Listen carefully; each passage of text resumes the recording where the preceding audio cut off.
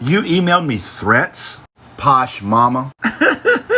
Listen to me. I don't like bully. And so bullying me isn't going to work out good for you. T-Talk, get your tea ready.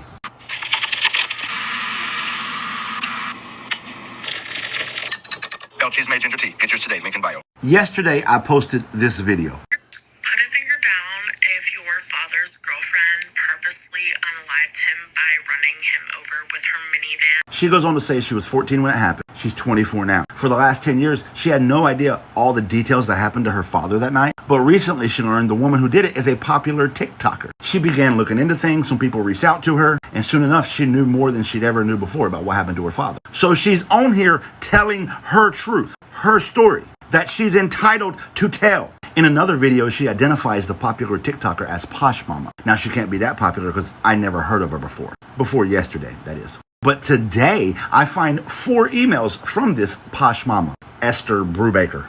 She sent them all last night, but I didn't see them until this morning because I don't get real-time notifications of my emails. The first one she leads off with, I'm going to ask you to remove the video above. In other words, I'm going to ask you to silence Genevieve. Then she goes on to tell me a bunch of details about the case and details of abuse that she claims happened to Genevieve. Now, I'm a complete fucking stranger on the internet. These are intimate details of another woman's trauma who was a child when you claim that it happened. And you're just freely sharing them with me? That's gross. Either you're apathetic to her trauma or you don't care, which I suppose is the same thing. Then I get a second email from her that says I have 2.2 million followers out here, blah, blah, blah, blah, blah. Are you serious? At your big ass age, you're out here flexing your TikTok follower count? If you subtract how many fucks I give from that number, you'll remain at the same number. In fact, I couldn't give a fuck less if I tried. Just before I posted this, I stopped, I paused, I stared off into the distance, and I tried and I concentrated really hard on giving less of a fuck than I gave. But alas, I could not, because I am 2.2 million times out of fucks to give about your bullshit social media account. This is my favorite part. I got a third email that said, hey, I appreciate you removing the video. For some reason, she thought I removed it. I didn't. Then she's like, you have a great platform and I wish you continued success. As if behind the scenes she's saying, yeah, if you didn't remove it, I would have destroyed your platform. What?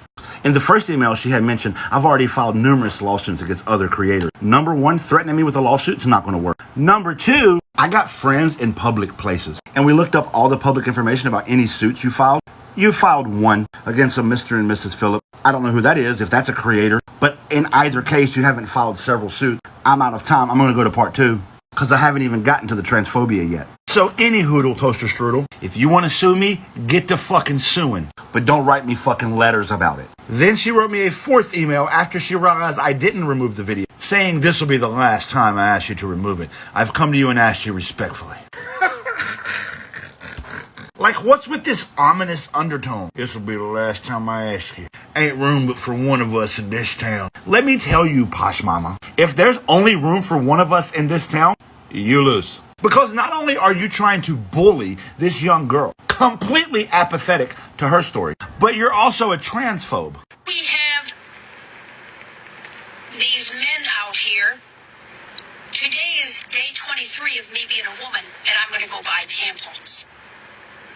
If that's not a slap in the... It looks like erasure is kind of your thing. Genevieve has a story to tell. You want to erase her story. Trans people just exist, and you want to erase their identity. I don't like bully, and I don't like transphobes, which means I really don't fucking like you. Let me tell you something, Posh Mama, Esther, Candace, Candy, whatever fucking name you want to use it. When you threaten me, you're threatening all of TikTok. We're a giant fucking family over here. And you paid for your fucking followers, so stop flexing on me, you fucking bully. How you got 8.1 million likes with 1.1 million people? Did everybody just like 8 of your videos?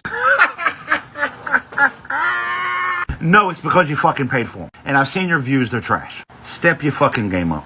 So I'm going to conclude here. Stop trying to silence Genevieve. Don't write me another email about how I supported your abuser. At no point have I ever questioned your story of domestic violence. I'm in no position to do so, and regardless of you being a bully transphobe, I would never try to erase your story. But just because you don't like Genevieve's story, because it doesn't agree with your story, doesn't mean you're going to bully her. I've also seen that you bully other creators as well, anytime anybody tries to speak out against you. Well, the proverbial chickens have came the fuck home to roost. because you won't bully me. Nobody's judging you because of your past, Esther. They're judging you because of your now. You're being transphobic now. You're being a bully now. You're trying to silence Genevieve now. Also, you can make a few dollars off of peddling Guru Nanda products. If you want to be left alone, leave everybody else the fuck alone. Stop flexing your paid for follower count. Nobody's intimidated by you. Okay, bye.